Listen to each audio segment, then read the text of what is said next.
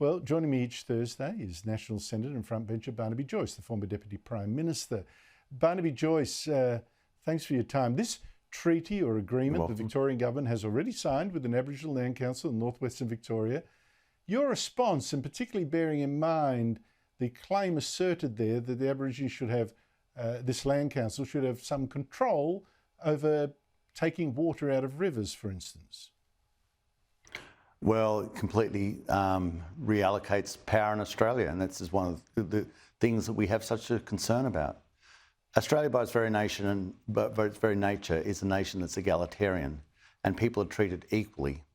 Once you start creating mechanisms where one person has greater rights than another by the reason of the colour of their skin or their religion or their creed or their race or other ethnicity, then you move away from the egalitarian principle of Australia, which is delivered to our nation and our continent that we live in, that's been defended by our soldiers in multiple wars, where so many have given up their lives, a sense that these people in the past died for apparently a nation in the future that was going to be two different races of people with two different rights.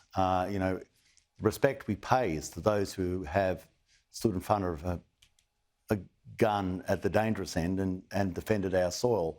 And they defended it for the principles that we are one people who live in who have a myriad of different ethnicities, but we have equality in how we walk on this land. And the moment you move away from that and start defining people as to a greater right and a lesser right, you're completely changing the complexion of Australia. And it's a bad change. It's a very bad change.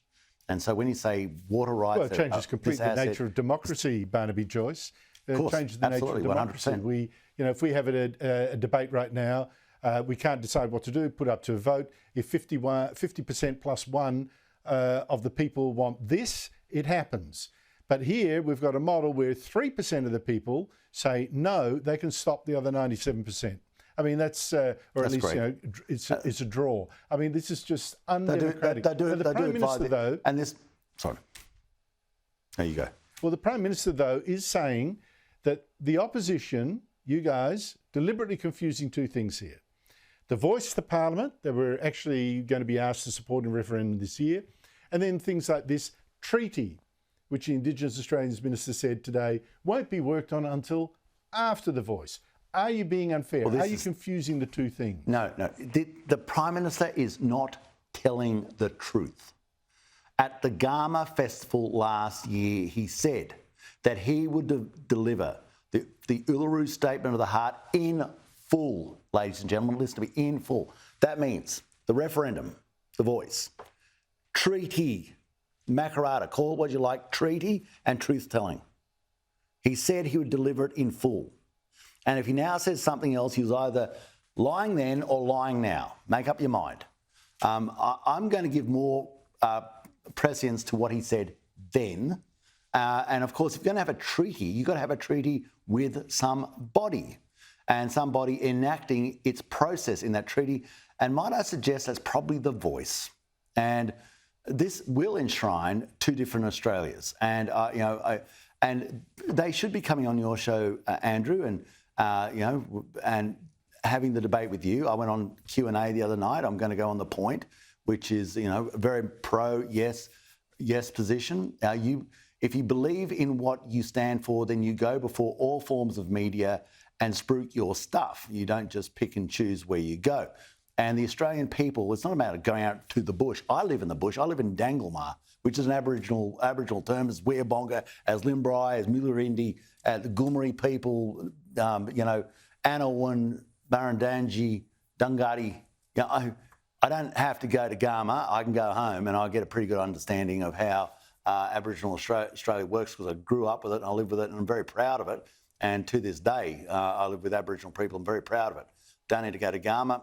Got a fair idea about from where I live. So, but I have been to Garma in the past. Happy to go there again.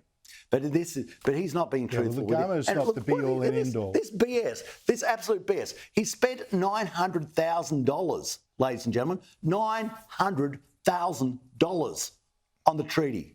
So if he's not involved with it, where's the money, mate? Give it back. I know. What have you done with it? Good point. Why Stuck it won't under they the say where mattress? that 900,000 went? Whose trousers did it go down, that 900,000? Yeah, I really am fascinated. What have you spent the money on?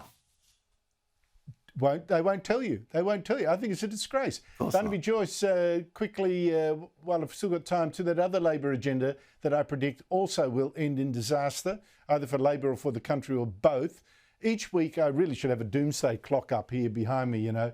How many days to go before it's 2030? And the Energy Minister, Chris Bowen's global warming plan to get 82% of our electricity from renewables by 2030 will go kaboom. Now, this week, for instance, I'd say his plans to get a new miracle green fuel, hydrogen, just took another knock. A green hydrogen plant in West Australia, scrapped. And its plans for 10,000 kilometres of new transmission lines for all these new green plants, another hurdle. National Parks Association of New South Wales suing the New South Wales government to stop these new transmission lines from marching over the snowy 2.0 disaster through the Kosciuszko National Park. Barnaby Joyce, it's looking like a disaster. Isn't it marvellous that apparently the national parks have more rights than the farmers? Because they're going over our land. We don't have the money to trot off to the court, end up at the High Court. These people just trotting over our land, basically saying, well, it's not actually your land, it's the government's land. Ultimate socialism. If you don't give us an easement, we'll compulsorily acquire it from you on our terms at our price. I mean, imagine putting an extension cord through your house, Andrew, and saying, well, this is the government. We're going to put it this side of the fridge and just through you, past your washing machine and out the window near the toilet. And you say, well, that's outrageous. You've just demolished the value of my house. Well, you've got to deal with it. And if you don't allow it, we're going to compulsorily acquire that section of your house. Your house is going to be cut in two. And tough luck. And we have access to your toilet, to your kitchen, to your lounge room, whenever we like, just to charge through your house because we've got to get that power to the greenhouse next door. To save the planet, we'll just destroy the Kosciuszko National Park. I mean, it's just insane. Barnaby Joyce, thank you so much for your time.